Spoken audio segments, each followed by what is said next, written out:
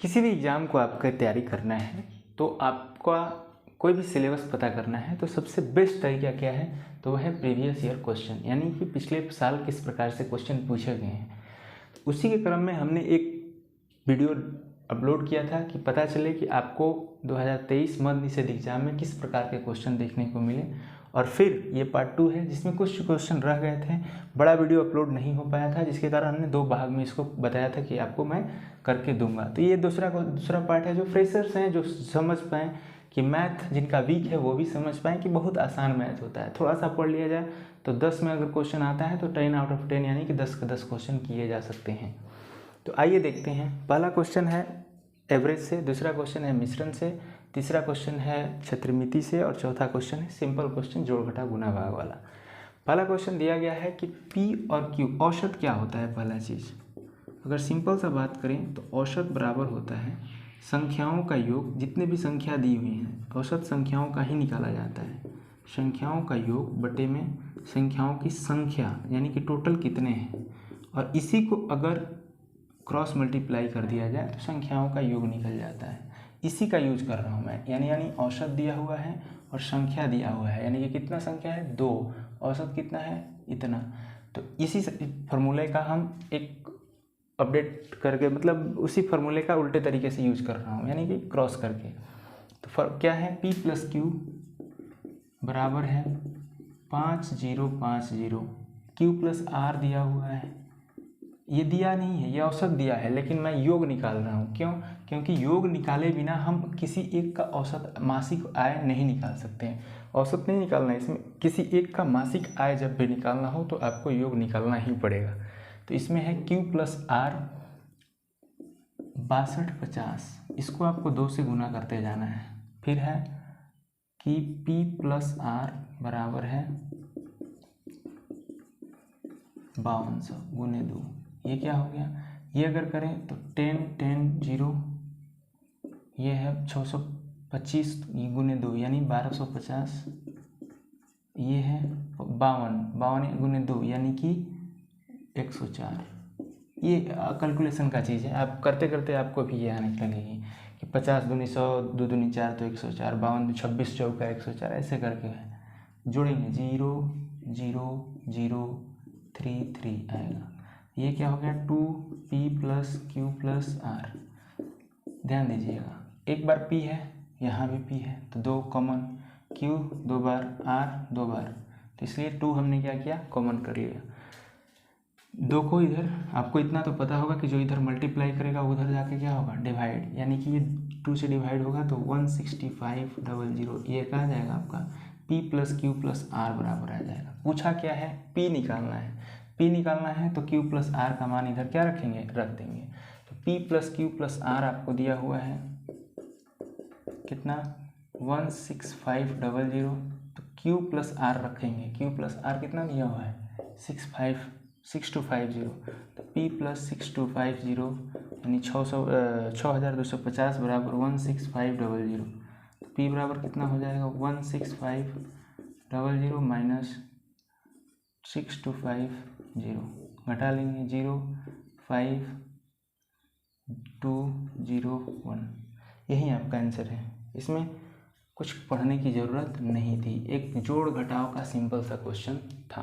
दूसरा क्वेश्चन ये दिखने में मिश्रण का लग रहा है, लेकिन है ये एज का क्वेश्चन या फिर रेशियो का कह सकते हैं। क्यों? क्योंकि दिया हुआ है 3:1 में है, क्या, दूध और पानी। दिया हुआ है कि एक 20 लीटर मिश्रण में दूध और पानी का अनुपात 3:1 है, यानी कि जब 3 लीटर दूध है तो 1 लीटर क्या है, पानी है। पूछा क्या है, मिश्रण में पानी की मात्रा। इसमें ऐसे कर सकते हैं कि टोटल कितना है 4, टोटल कितना है 4, इसमें पानी कितना है तो 1, और इसमें इसको मल्टीप्लाई कर रहे हैं कितना से 20 से, यानी कि 4 5 20, यानी 5 लीटर क्या है पानी है, तो 15 लीटर क्या है दूध है। इस प्रकार का ये क्वेश्चन था। तीसरा क्वेश्चन है कि एक जोकर ने 7 सेंटीमीटर त्रिज्या एवं 15 सेंटीमीटर ऊंचाई वाला शंकु आकार का टोपी पहना हुआ है। टोपी का आयतन याद करें। अगर ये शंकु दिया है तो क्वेश्चन और आसान हो गया। अगर ये शंकु ना दे, केवल लिखे कि टोपी पहना है, तो जब भी टोपी का बात होगा तो टोपी कैसा होगा, शंकु का आकार होगा, यानी कि कोन के साइड का होगा। शंकु का आयतन कितना होता है, वो होता है आयतन ही निकालना है, तो आयतन बराबर फार्मूला याद रखना है। मेंसुरेशन का जब भी क्वेश्चन बनाइए, एक चीज़ फार्मूला और दूसरा चीज़ क्या क्या दिया हुआ है उसको एक बार लिख लीजिए। तो पहला चीज़ दिया हुआ है आर, त्रिज्या मतलब आर, रेडियस 7 सेंटीमीटर, एच मतलब 15 सेंटीमीटर, ऊंचाई दिया हुआ है, यही चाहिए भी। आयतन क्या होता है 1/3 पाई आर स्क्वायर एच, यही रख देंगे 1/3 गुने पाई का मान आपको पता है 22/7, और इसमें आर का मान दिया हुआ है 7, यानी 7 × 7 × 15, 7 से 7 कैंसिल, 3 × 5 = 15, 22 × 5 = 110, 5 दूनी 10, 5 दूनी 10 है 11। कुछ छूट तो नहीं रहा? नहीं छूट रहा है, एक 7 छूट रहा है, यानी कि और 7 से मल्टीप्लाई करते तो कितना होता 770 सेंटीमीटर क्यूब। जब भी आयतन आएगा तो किस में आएगा, क्यूब में आएगा। ये छोटा सा ये है, ये मल्टी फार्मूला है, आप कर भी सकते हैं, ऐसा कोई बड़ी बात नहीं है। देखिए लास्ट क्वेश्चन थोड़ा सा मतलब लॉजिकली सोचना है बस, और इस क्वेश्चन में कुछ है नहीं। क्या क्वेश्चन कर रहा है कि जब किसी संख्या में से 35 घटाया जाता है, संख्या मान लेते हैं x है, x में से क्या किया जाता है 35 घटाया जाता है, तो वह घटकर खुद का 80% हो जाता है, यानी कि वो जो घट के हो जाती है वो कितना हो जाती है x का 80%। परसेंटेज जब आप फ्रैक्शन वाला मेथड से समझेंगे तो इसको आप 2/5 डायरेक्ट भी लिख सकते हैं। कटाएंगे, एक बार कटा लेते हैं, नहीं तो 100 से गुना करके 80 घटाने में प्रॉब्लम होगा। 0 से 0 कैंसिल, 2 चौके 8, 2 5 10, यानी कि ये क्या है 4/5x, यानी x - 35 = x × 4/5।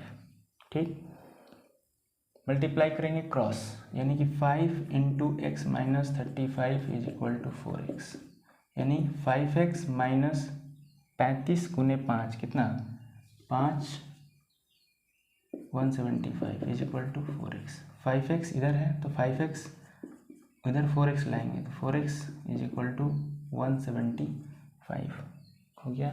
तो यहाँ से निकला x का मान कितना 175।